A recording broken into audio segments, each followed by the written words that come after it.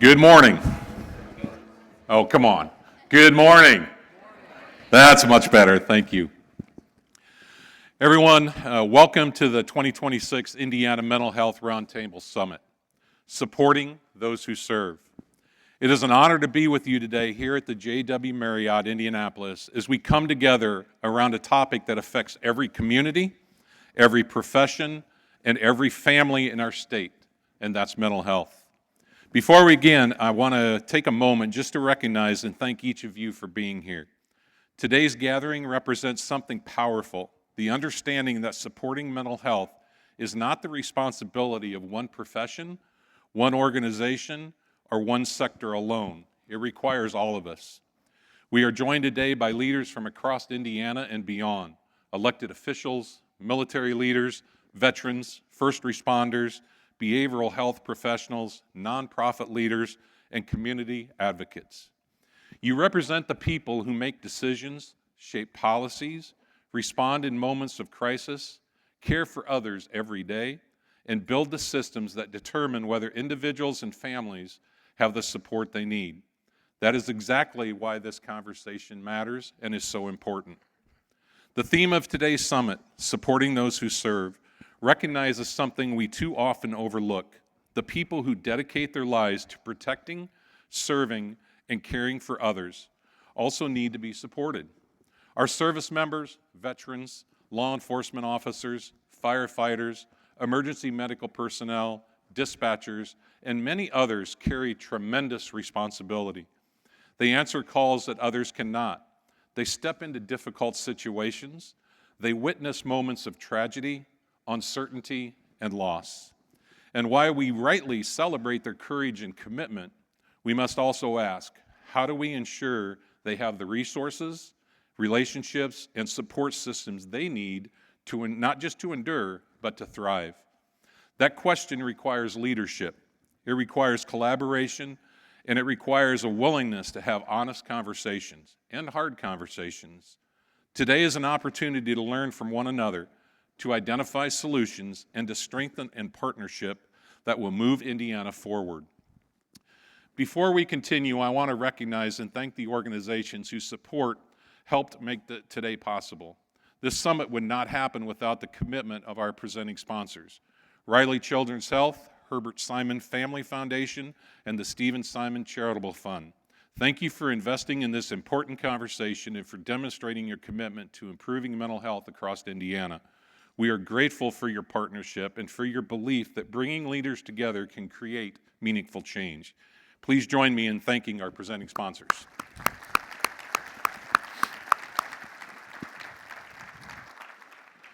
Today's summit is hosted by the Indiana Mental Health Roundtable, an initiative of Sagamore Incorporated. The Indiana Mental Health Roundtable is committed to enhancing Indiana's mental health ecosystem through conveying advocacy, and innovation with the shared goals of aligning efforts, amplifying solutions, and scaling initiatives that improve mental wellness throughout our state and beyond. The annual IMHR Summit embodies that mission by creating space for dialogue, collaboration, and action. Before we introduce our first plenary session, I want to take a few minutes to share something special and personal. While today's conversation about systems, policies, partnerships, and solutions, it is also about people, the individuals behind the uniforms, the families waiting at home, the colleagues who notice when someone is struggling. Throughout my career in law enforcement, I have seen firsthand the incredible dedication of those who choose a life of service. I have also seen the weight that comes along with that calling. The expectations are high, the responsibility is enormous, and sometimes the hardest part of serving others is remembering that you are also someone who deserves that care and support. For those of you who do not know me, I'm a retired sheriff.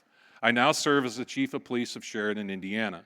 And today I stand before you humbled and only by the grace of God, not by rank, not by title, but by simply the fact that I survived 43 years in this profession.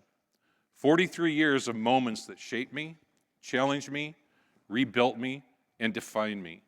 43 years in a uniform that became more than fabric. It became an identity, a shield, at times a burden. But I want to tell you about the moment that changed me forever. In 2016, my daughter, my 27-year-old daughter, a 6-year law enforcement officer tried to take her own life. My little girl, the same child I once carried on my shoulders, the same young woman who told me she wanted to follow in my footsteps, the same officer who believed she could make a difference in this world. And yet, the job she loved nearly killed her. She had already seen more death than any human heart should ever have to hold. Multiple fatalities, including children, as a crash reconstructionist, suicides in every imaginable form as evidence technician, homicides involving children, death notifications that tore pieces from her soul every time she knocked on a door, and the list goes on. Does that sound familiar to some of you? She was called to this job just like I was, and many of you were. But there's a truth we don't say out loud enough. This job asks us to carry things that no human being is built to carry alone. The badge doesn't just sit on our chest, it settles in your bones. The memories don't stay at the scene, they follow you home.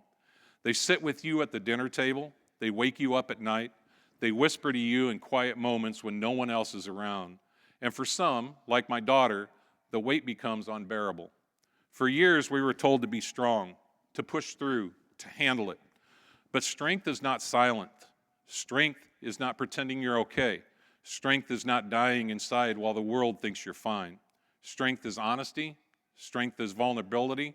Strength is reaching out before the darkness convinces you that you're alone.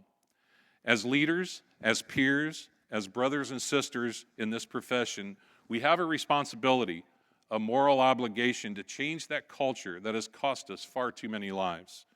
We must build a world where asking for help is not a sign of weakness, but a sign of wisdom.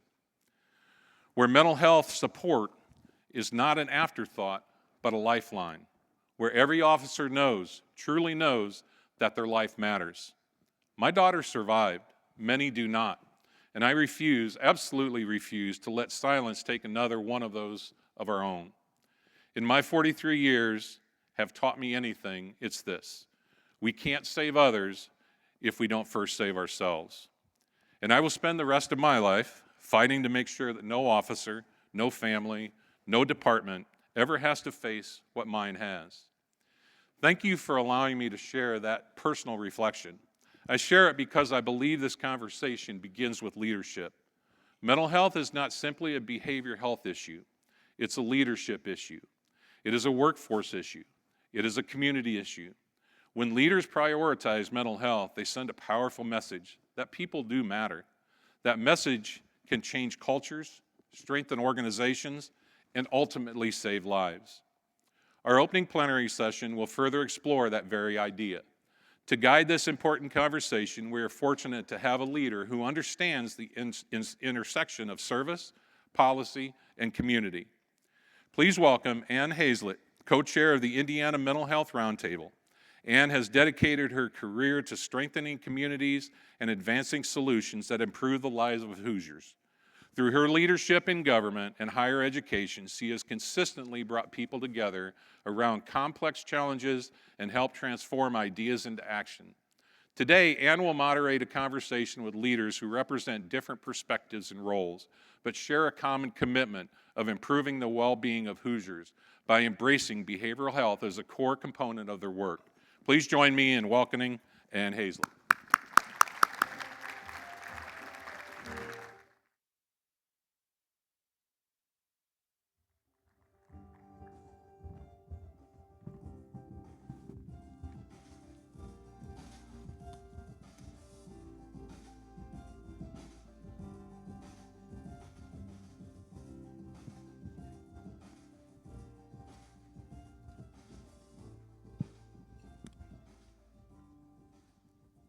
Well, good morning, everyone. It's so great to be with all of you for this important gathering of leaders who are serving or who have served on the front lines to keep others safe.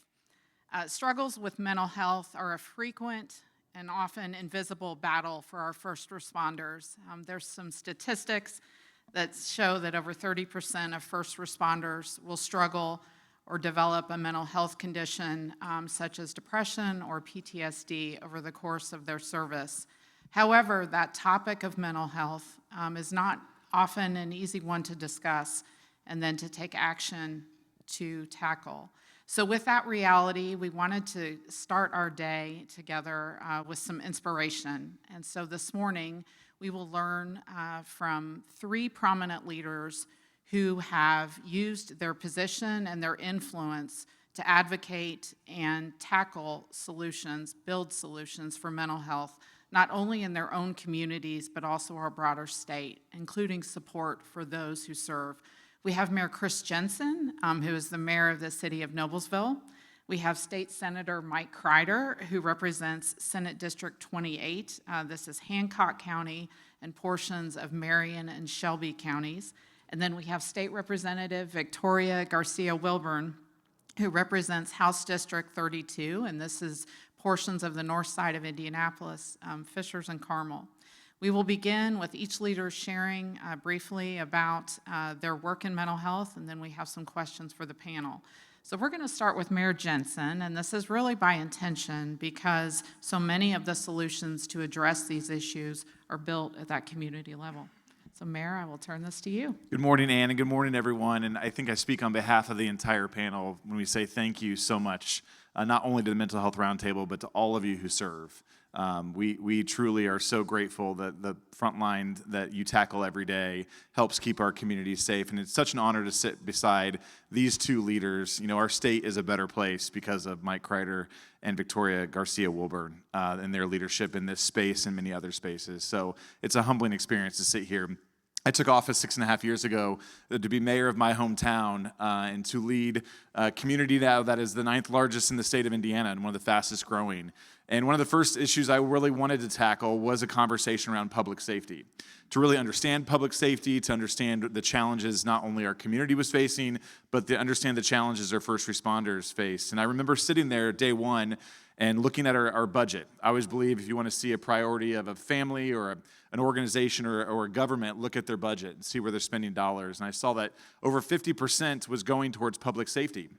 And I asked the question because I believed I didn't see many house fires in Noblesville, to be honest with you, and I've seen the revenues. There's not many speeding tickets even being paid in the city of Noblesville.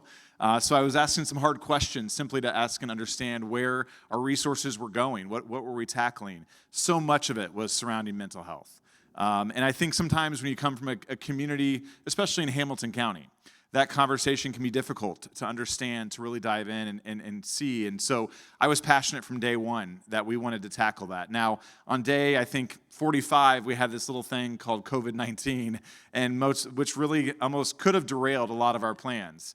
And instead of derailing it, I think it actually forced us even into a broader conversation around mental health. We launched a proactive paramedicine program called Noble Act. I'm honored to be joined today by Officer Ben Luger and his right-hand canine, Luna. I saw many of you petting her belly as she walked in.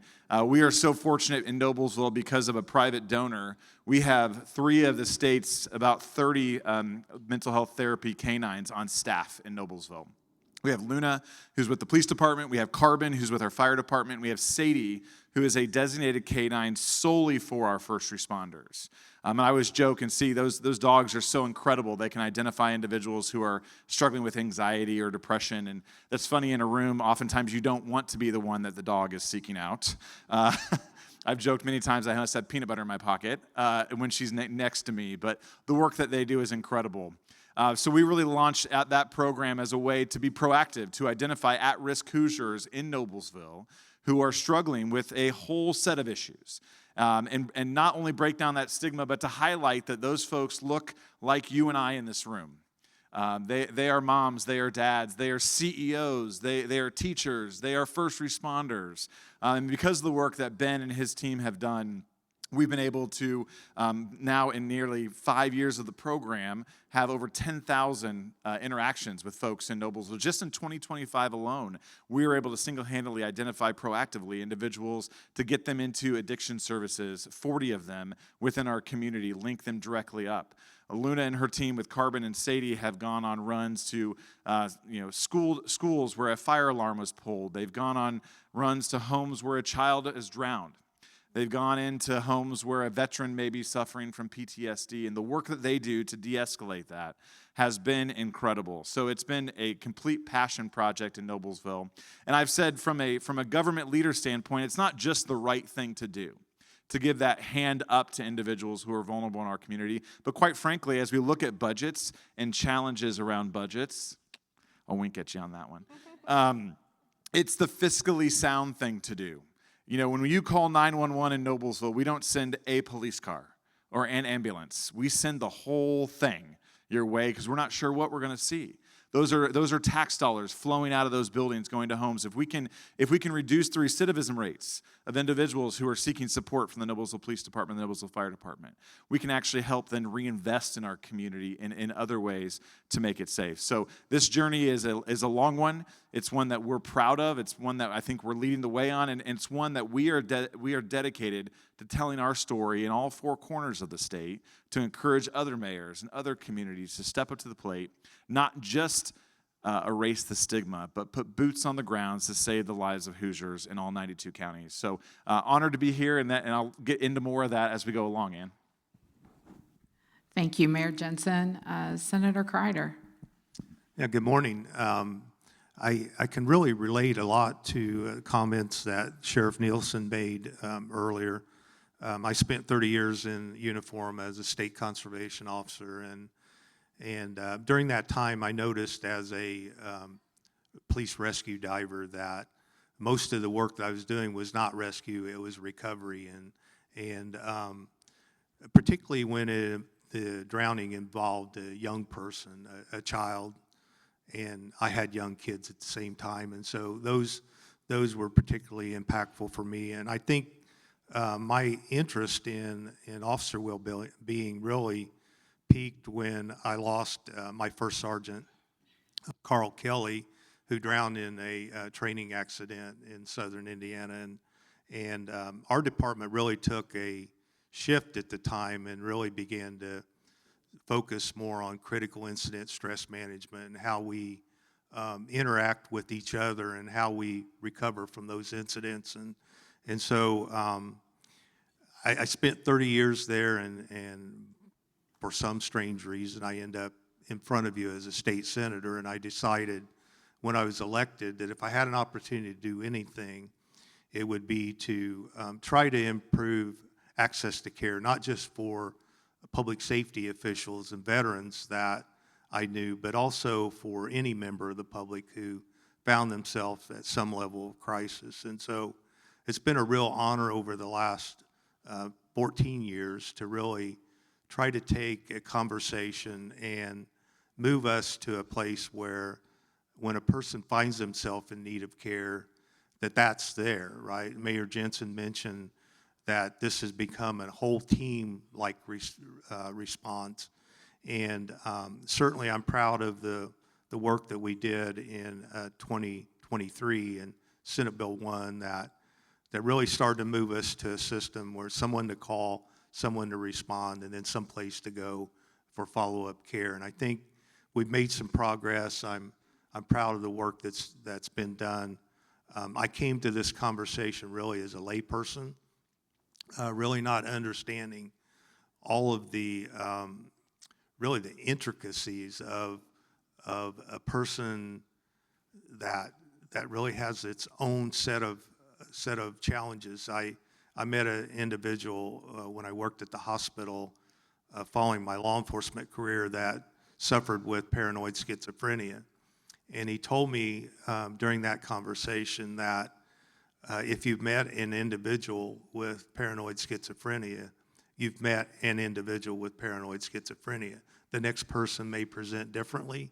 And so when you start to think about the challenges and particularly the different ways that people resolve trauma in their own lives, this is a really important conversation. I've been really concerned about the number nationally of law enforcement, firefighter, EMS personnel, even a lot of people overlook the dispatchers who take those calls when somebody's having their worst moment, and then they don't get to see how things resolve, and so they're kind of left hanging. And so a big conversation. I appreciate all the folks that are in the room trying to understand ways that we can serve those folks better.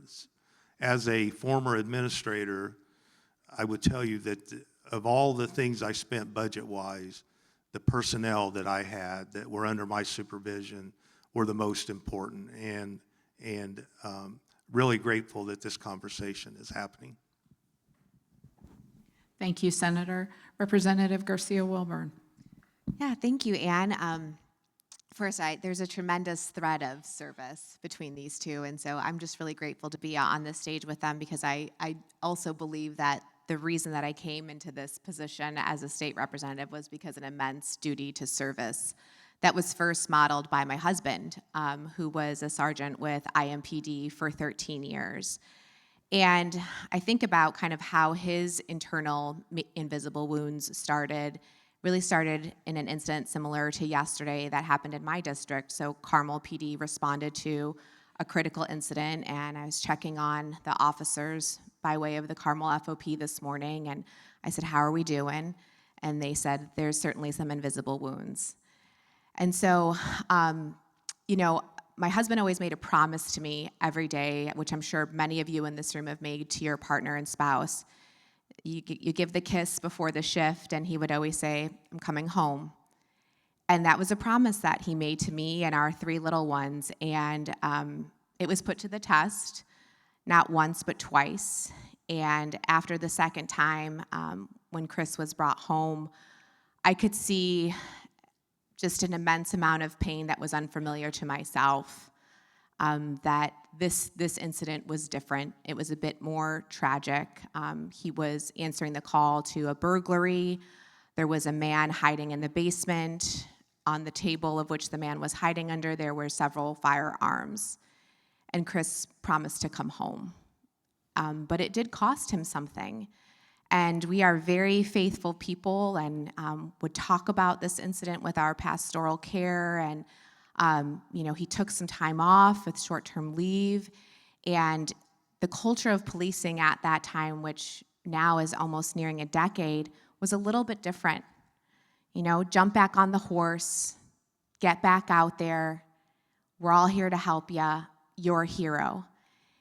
And a lot of those things sound great, but they didn't feel right with the internal struggles that he was having. And so I felt like we were keeping the world's greatest secret. Chris, if you've ever met him, is gregarious. He looks good in uniform. He's tall, dark, and handsome. And you believe that he'll protect you. And all the while, he felt like no one was protecting him. And so there were night terrors, and there was many of midnight runs in our house in Noblesville, just trying to chase away the pain until we accepted that struggling with a mental health issue was not a moral failure. And so we made the decision to be radically honest with ourselves and recognize that, as Chief said this morning, your identity is in being a police officer and being a public servant, and perhaps that chapter of our life was closing. And even that step to receive help and acknowledge that his PTSD was chronic and persistent and needed a level of care that he wasn't able to be given as an active duty officer for the safety of himself and everyone else. We had to make that decision. And it was, you think about what your retirement day is going to look like. And I remember Chief Roach handing my husband his retirement badge, and the 5 Wilburns were just in tears because this wasn't a position that we were ready to be in. There was still, I think, so much more of a desire to be a part of this service and this family, but we knew we had to close this chapter. So it really wasn't celebratory. It was painful, it was hard, it was difficult. And like Senator Crider, who had been serving a few years before me, I vowed that if I was ever given the opportunity to make a change, that I would do it in the honor of Chris and the entire Blue family that has the same struggles that we deal with silently. So my first year of office in 2023, I wrote Public Law 139, And Senator Crider was happy to sponsor it in the Senate. I'm so thankful for that. It passed unanimously across both chambers, and it is now looked at as one of the gold standards in mental health care for public safety. And Chief even testified in its support. And to see so many chiefs of fire and police rise in support and say, we need to build a different culture of health in policing and fire and EMS. We need the helpers to be the ones that also receive help. And so what Public Law 139 does is it provides mental health and resiliency training to all LEO recruits, which is an incredible investment that our state has made, and our state needs to continue to make that investment.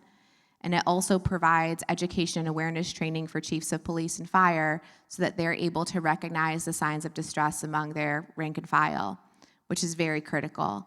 And so I think these investments, both in Senate Bill 1, Public Law 139, and several other pieces of mental health and public health legislation that arose that year, we can see the return on investment. Indiana was at the bottom of the ranks for mental health access and care, and now we are climbing.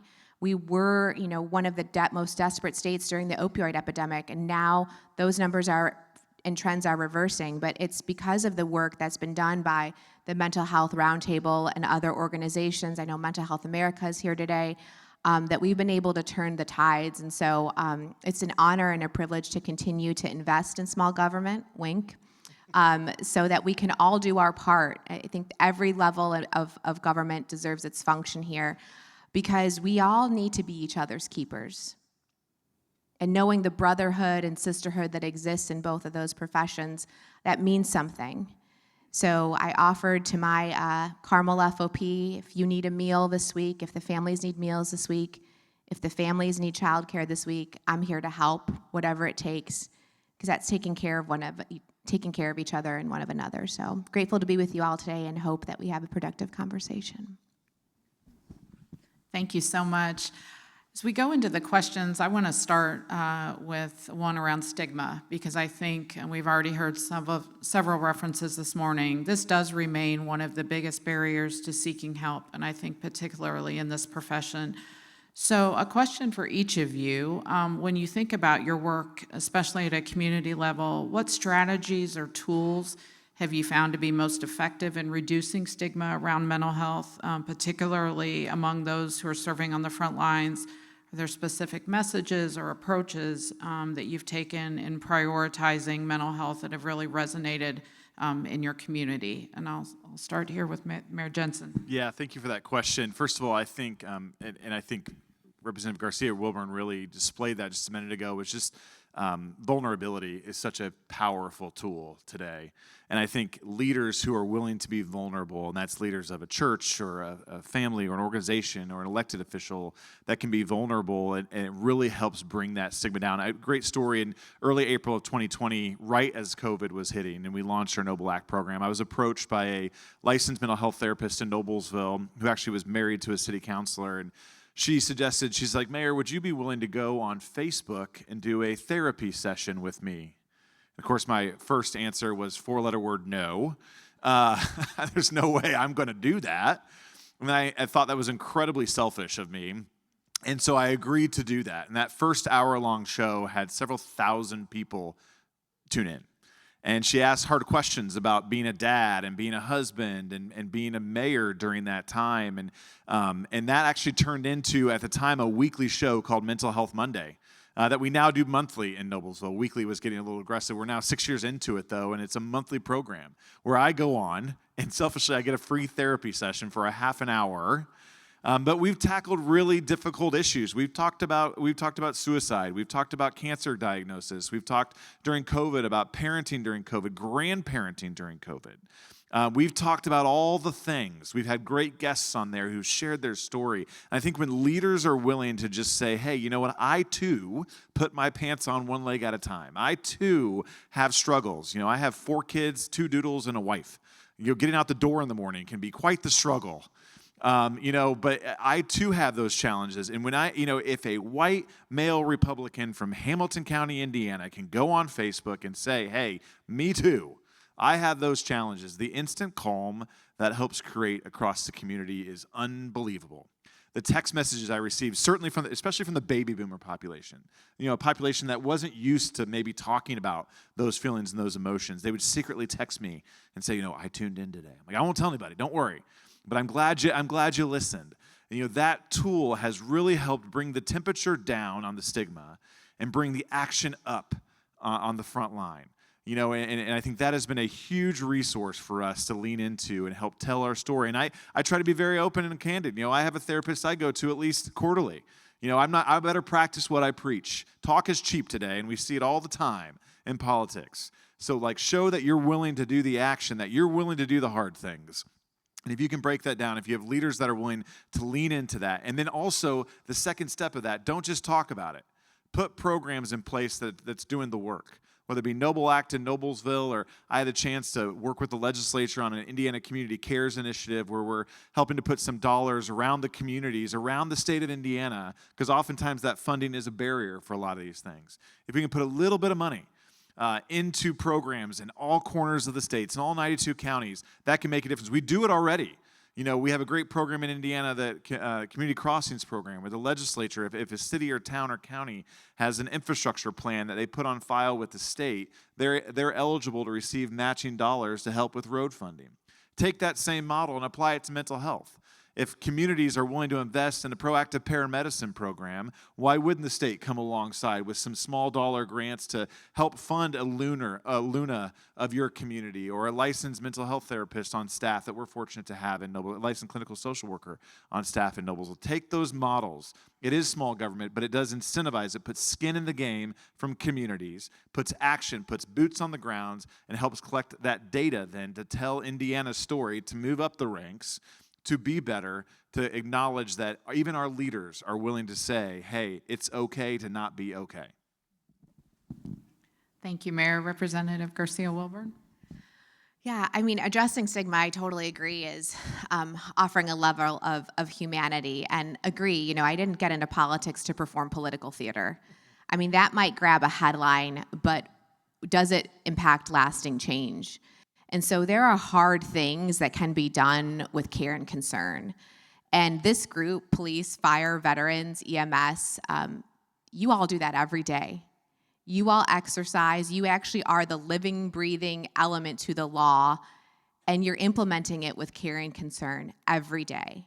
And that is tremendous. So I think that we have an opportunity to learn from those that are serving us how to be. And so I think that there's still an opportunity for that to happen by writing good policy, putting away the political theater, and getting serious about the problems that still need to be solved here. One thing that I know that will come up this session is thinking about, do we have the capacity to continue to provide inpatient mental health services throughout our state? What is that just right intersection of using the judiciary and the law maybe to help or enhance mental and behavioral health? How can we continue to provide compassionate care services within our jails?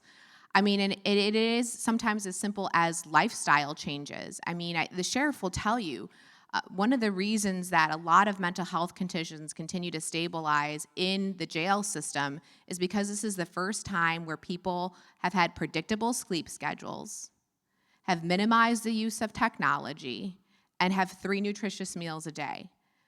But what if we offered that in a community in place version? There's an opportunity to invite that lifestyle into each one of our communities and do it in a way that is compassionate, do it in a way that's fiscally responsible, and do it in a way where we're all holding each other's and our families accountable for how our lifestyles progress. And so I think it's continuing to think about everyday solutions in a way that humanizes very difficult conversations surrounding mental health, because one thing that we don't talk about enough is the impact of sleep on all of our mental health and well-being. And public safety is not conducive to good sleep schedules. Active service men and women will tell you that during a lot of their service, sleep is one of the most critical things that they have to access. And so it's just being real about everyday things that impact all of us. Senator Crider. So one of the things that I've noticed over the last several years is Mayor Jensen mentioned stigma, and the stigma around seeking mental health treatment is still something that we're fighting. One of the things that seems to have helped a bit within the law enforcement community and the public safety community in general, I was honored to help pass our first CIT bill here in the state. And as our public safety folks go through that training and see the role playing and things, I think it's really helpful to them to understand not only what mental illness looks like and how to better interact with that population, but also they could start to recognize signs of distress in their colleagues. And as I've traveled around the state and spoken with various CIT classes, I've told them that's the most critical thing that you can do is watch the behavior of your colleagues and to see whether they appear to be showing signs of distress. And then if that's the case, there's CISM and all kinds of tools that can be used. Another thing that seems to have been helpful over the last couple years is as localities have built out their mobile crisis response teams, several law enforcement leaders have told me that they appreciate the fact that their officers are learning techniques, de-escalation techniques, and other tools that are helpful not just in their role in public safety, but also in their personal lives. And so the stigma is still going to be a battle for us. If you're a law enforcement officer, that gun becomes part of your identity, and unfortunately, it also becomes a tool that can be used for good or bad, and too often is used to end the life of that individual. And so to the extent that we can continue to have those conversations, I still have a goal, and I don't know if I'll ever see it come to fruition, but that just like we have a physical wellness exam each year, that every public safety individual will be required to participate in behavioral health, a mental health encounter like the mayor just mentioned. I think it's so important, and it helps minimize those situations from going from just problematic to being a real problem for that person. And so somebody mentioned night terrors. I don't know who said that. My wife tells me I have night terrors occasionally.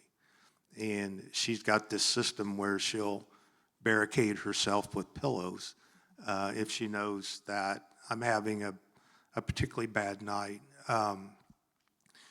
I think if you've spent much time responding to critical incidents, you begin to wish you had like a VHS tape where you could erase that part from your memory. It becomes where sounds and smells and other things bring it all back. And so to the extent we can continue this important conversation, I'm sure it's the same thing for folks who've served in the military. You have your own unique set of challenges, I think, in this space, and the fact that we're having conversations like that, like this, are really important to trying to move us to a better place, I think. Thank you. On this panel, we have different officials from different levels of government, and we also have different branches. We have local government and state government, and then we have the executive branch and legislative branch. And I think that speaks to all of us working together and playing a role. Mayor, I'd like to get your thoughts on how government at different levels can best work together to support moving this issue forward. Yeah, and I appreciate that, and I think I want to acknowledge Representative Garcia Wilburn mentioned that, just this morning I was on the phone with Mayor Finkham, who's one of my closest friends and shares a border with me in Carmel. Obviously, they had an officer-involved shooting yesterday, but she was talking about and told me I could share this. They had in the last week a teenager commit suicide. They had a double fatality on US 31, and then the officer-involved shooting yesterday. which is a pretty heavy burden for a community, any community to handle. And she had one officer that was on the scene of all three. And so her concern around just that one officer right there and the front lines that they see, but this coordination and this, first of all, just compassion between the different branches of government is kind of rare these days, but it's refreshing. But I think, again, working together to see what works on the local level. And I don't pretend to think that Noblesville is similar to Lagodi or Rochester, Rensselaer, whatever your community. Everyone's different and is going to tackle it differently. But how do we work with our friends in the state legislature? Not to, funding is obviously a huge challenge for so many communities, and we're not going to go and ask for necessarily a blank check. But how do we partner with a mutually shared goal? If I believe that our friends of the legislature want to see more efficiency in local government, which is respectable, well, how do we partner with them to put programs in place like the Indiana Community Cares Initiative that would reduce recidivism rates and reduce 911 calls, which would help with some budget flexibility to reinvest in different areas? That's a shared goal right there.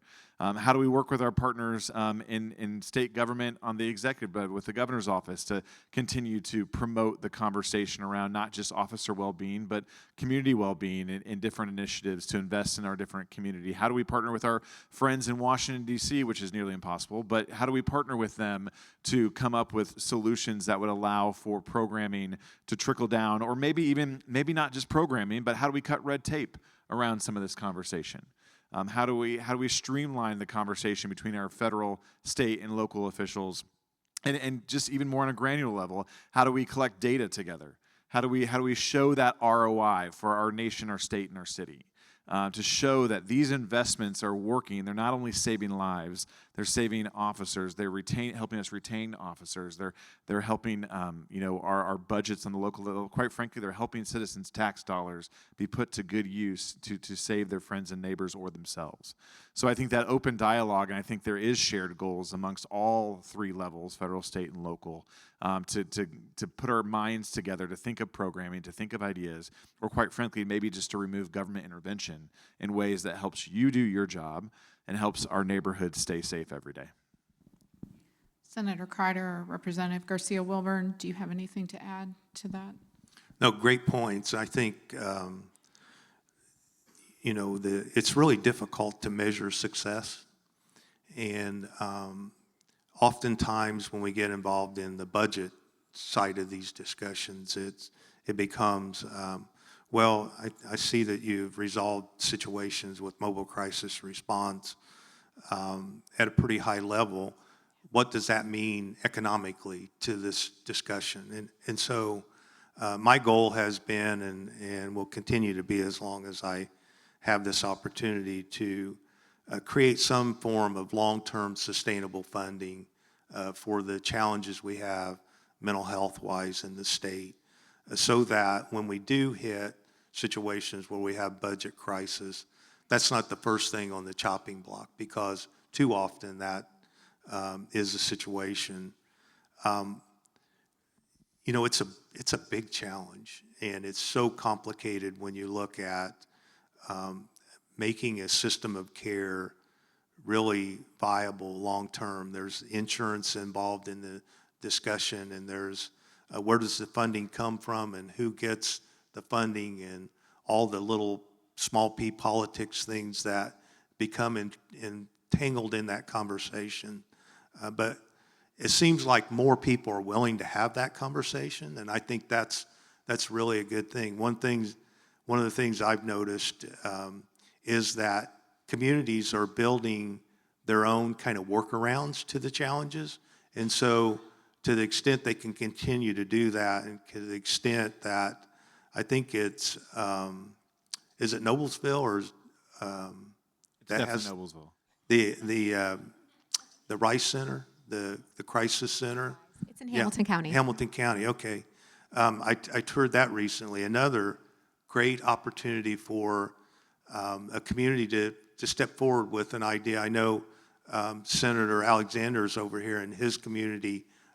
They've created a crisis stabilization center, and so lots of opportunity, lots of I think thought alignment, it's how do we get this thing really to the next level. And I'll just add briefly that I think it's incredibly important to, and I'm sure I want to say I hope every state elected official does this, but some of the three most important groups to me to meet with on a quarterly basis are my chiefs of police and my chiefs of fire and my FOP and my Indiana Professional Firefighter Union friends, what I've seen here today, because those are the boots on the ground. And, I think that elected officials need to continue to maintain that proximity to the people they serve, because then we become irrelevant, right? Then things just become a thought tank or, an idea that just lives in this cloud. But we need to continue to maintain that proximity to the communities that we serve, because if we allow them the space, they already know the answers to the problems that they need to solve. They just need somebody to pull the levers. And so I like being a lever puller. I enjoy when my chiefs bring a issue to me and say, this is how we should solve it. And it behooves me to continue to pursue it in the way that they believe success is defined. And so I just want to push us back to politicians, if you will, serving the people over partisanship, because that's when we really see the best results. So, I take it as a high honor to be on this stage with my colleagues today from a different party, and I think that shows that we all collectively care about the same people that we serve. And I just want us to continue to put that on the top of mind as we're thinking about election season and session coming up and the budget, that these things are not partisan. These things are about people, and so continue to robustly serve and dedicate funds to people that are serving us. One thing that I'm working on this session that I know will be in great partnership with Senator Crider, I hope, is that maintaining that psychological standard throughout our state when it comes to recruitment for police and fire. And what I'm hearing from the Indiana Law Enforcement Academy is that some of our recruits are actually coming to us with very little tools of resiliency in their toolbox. And so, what is that minimum psychological standard? How is that uniform? Is it equitable across our state? Do rural departments have the same access as the services that we provide in Hamilton County? And if not, how can we get everybody on the same level?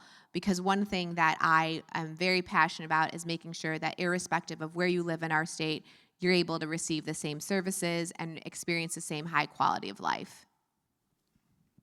I'm going to jump back in like a typical politician and say something else.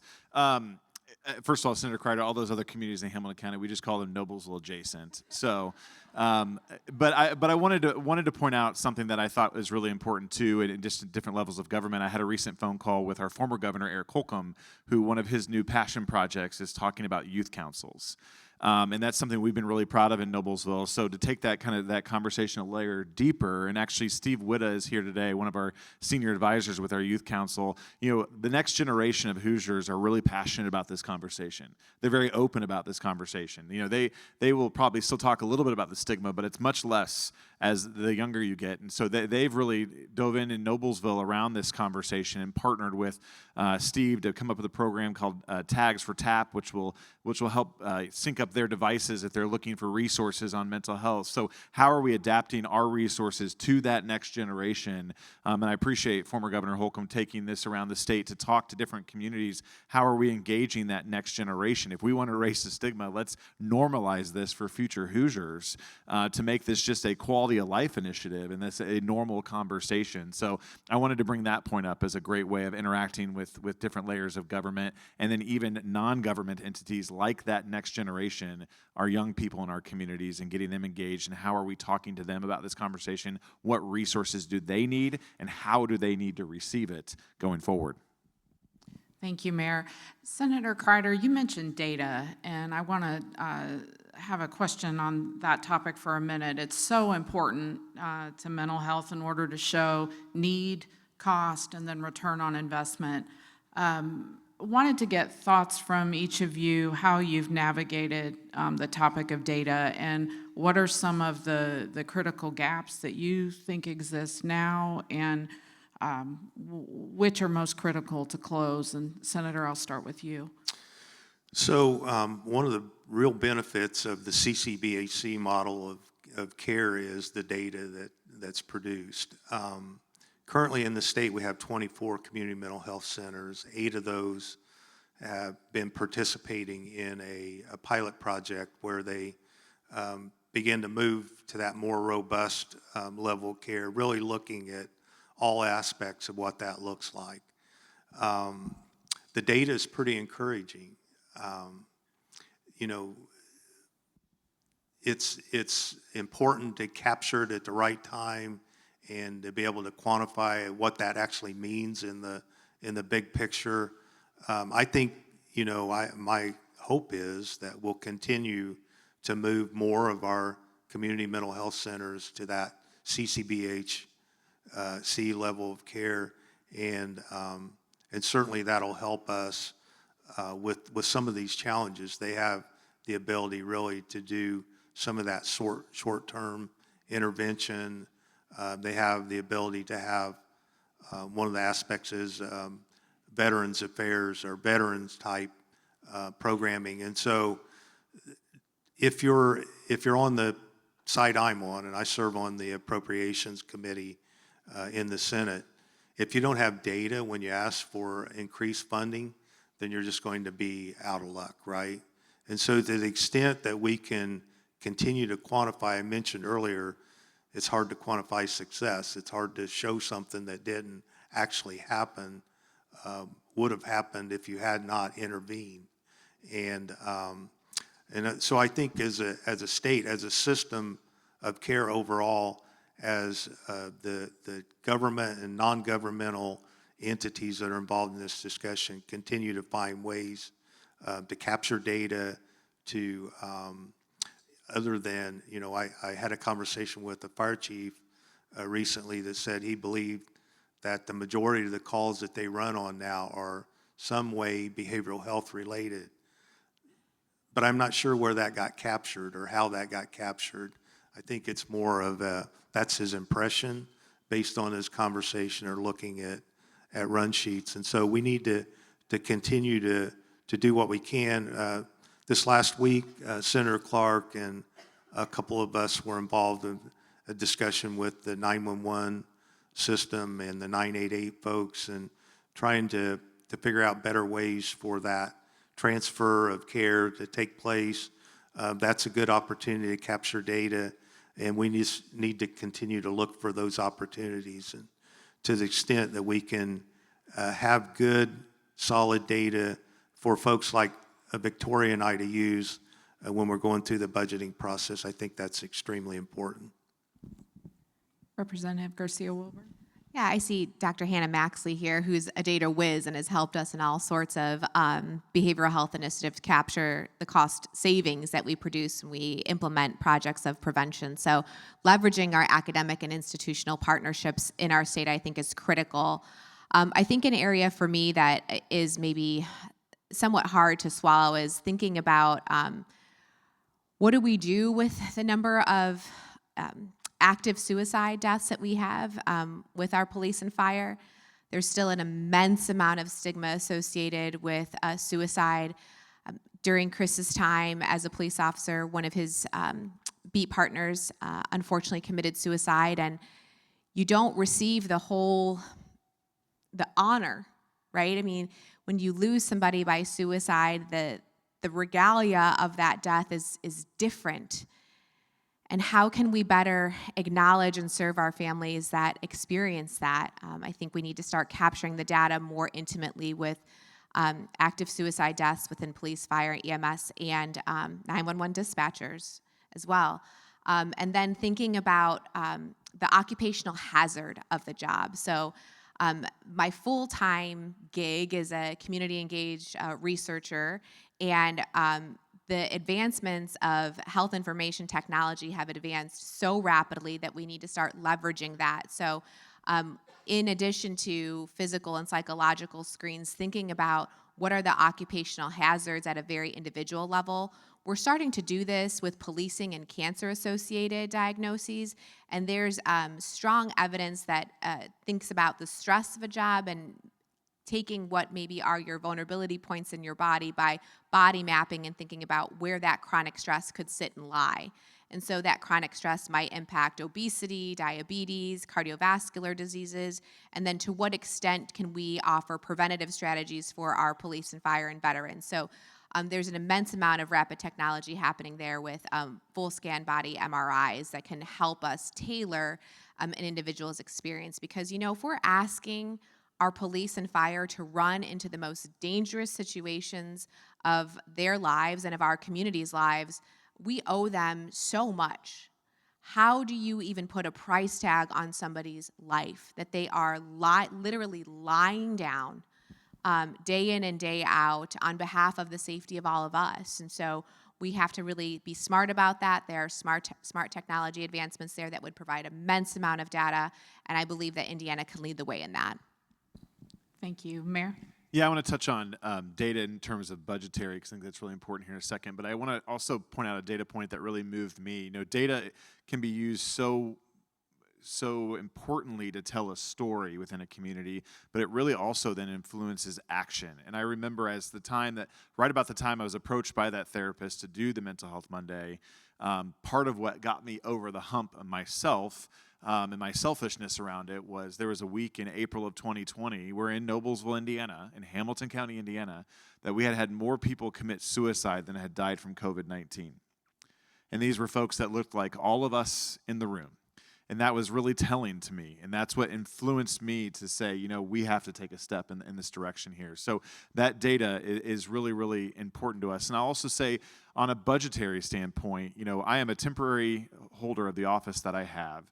I deal every day with taxpayer dollars, and I'm investing that on behalf of a community. So I need to be able to tell the story of the actions we're taking and how not only is it saving lives, but it's being invested appropriately in our community. And this is kind of mental health adjacent, but a lot of our police and fire runs involve trips, slips, and falls. And you all are nodding because you know this. And so part of our Noble Act program is working with our long-term care facilities, our senior communities, 55 and better, by the way, that's the term, not 55 and older, 55 and better, to help, go in. Can we go into those facilities? Can we go into homes of seniors and help identify risk factors? You mentioned risk factors earlier. If we can identify those risk factors, we can reduce that long-term recidivism rates of 911 calls. And so that has a real fiscal impact to the taxpayers that are entrusting us every day with our councils or legislative leaders to invest dollars properly. So I think there's two sides to the data coin. There's one that tells the story of how we are saving lives and what we're using that data to help influence policy to make life better for Hoosiers, but also data that is helping us drive that budgetary initiative to show that we are investing wisely within our community. So I think data is incredibly important. And one final data point I'll mention, especially it's very recent in Noblesville, that access to care is a challenge for all of us in all of our communities. It involves stigma. We've seen communities around Noblesville even maybe deny or decline a new facility because of that stigma. And so if we have to use that data to tell the story, to convince sometimes our residents that this is okay, these are worthwhile investments, whether it be a new facility to increase access to care, or whether it be new investment in certain areas that we're doing to help save lives in our community. Thank you. Well, we are almost at time, but I do want to challenge us here with one final question, if we can speed through it. What is next for you in your advocacy for mental health? And I'll start here with Senator Crider. So my goal will be, until I'm not in this position, to figure out some form of long-term stable funding for this discussion. And to the extent we can get something in place, it serves all kinds of ancillary needs, and certainly communities are going to continue to innovate. And I like Chris's idea of figuring out a way to stimulate that a little bit. Long-term goal is to continue funding for Public Law 139. It's a budget year, and then to really thinking about ways to leverage the judiciary system alongside severe mental illness, I think is an opportunity that several states are seeking. And again, I think it's an opportunity for Indiana to be the leader. I'll just say locally, it's to increase that access to care, to help have more facilities in and around my community for folks to get help. But long term, I believe I have one shot at this. And if I can help work with mayors and town council members and county commissioners across the state to help tell Noblesville's story, to work with the legislature to come alongside us with some incentivization to leap into this conversation, that will be successful. And that's what I'm really committed to doing. Well, thank you so much to all of you for being here today, but I think more importantly, thank you for your extraordinary leadership on this issue. Indiana and your communities are blessed to have you in the roles that you serve in. Thank you. Thank you, everyone.